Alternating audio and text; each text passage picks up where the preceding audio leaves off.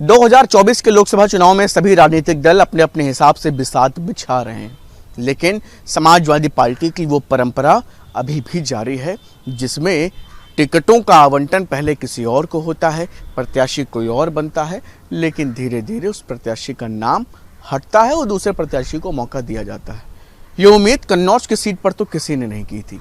जिस तरह से कन्नौज की सीट पर पहले तेज प्रताप यादव को प्रत्याशी बनाया गया, जिसके बाद पार्टी के भीतर और शीर्ष नेतृत्व ने फैसला लिया कि तेज प्रताप यादव वहां से चुनाव नहीं लड़ेंगे और अब अखिलेश यादव ने कल वहां से नामांकन कर दिया है।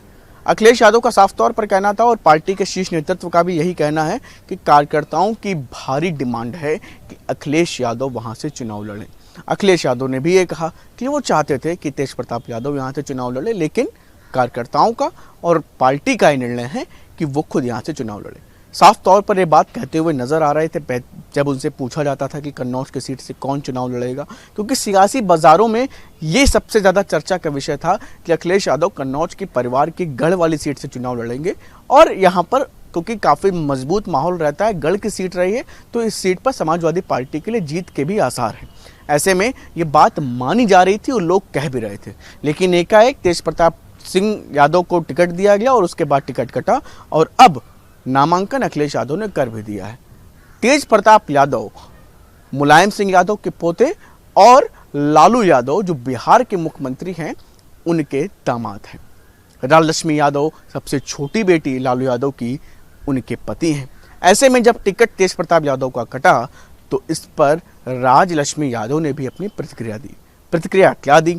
प्रतिक्रिया एक्स के माध्यम से उन्होंने कहा कि जो भी निर्णय पार्टी हित में हो, चाहे वो सपा के हित में हो और देश के हित में हो, तो इस तरह के निर्णय अगर लिए जाते हैं तो इसमें कोई हैरानी वाली बात नहीं है कि टिकट कटने के बाद भाजपा की हार निश्चित है और पार्टी हित में लिए गए फैसले पार्टी को, प्रदेश को आगे बढ़ाने का काम करते हैं।